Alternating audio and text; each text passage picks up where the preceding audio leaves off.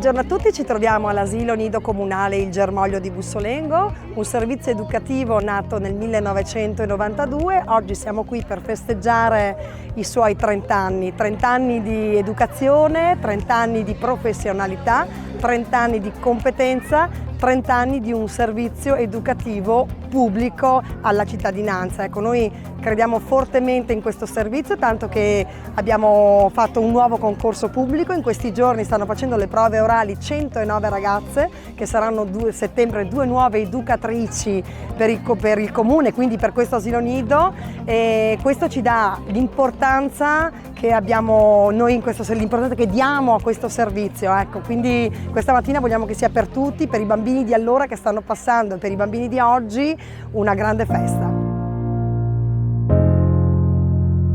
Sono molto emozionato oggi per questa ricorrenza del 30° anniversario dell'asilo nido.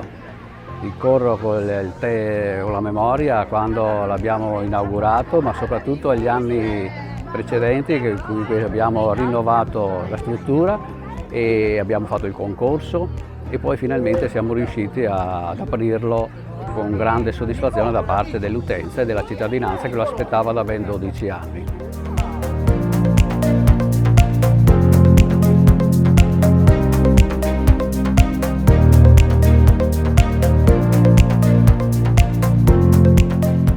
Una giornata bellissima per celebrare i 30 anni di questa struttura che ha fatto la storia di tante generazioni di giovani bussolenghesi.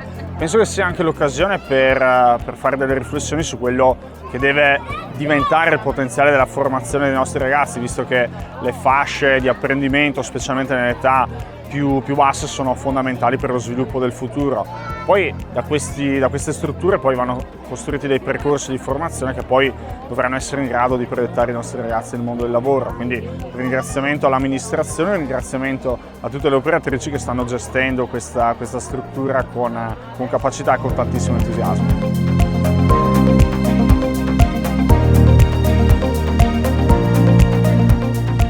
È un onore avere qui tutte queste persone che hanno fatto la storia di Bussolengo, il nido di Bussolengo. 30 anni è un traguardo importantissimo per la cittadinanza, per chi ci lavora, dalle educatrici alle cuoche, alle ausiliarie, e a tutta l'amministrazione un sentito grazie, in quanto crede nella nostra missione, la missione di far crescere dei bambini dalla tenera età, accudirli e accompagnare le famiglie in questo momento delicato e molto importante che è la crescita di un bambino.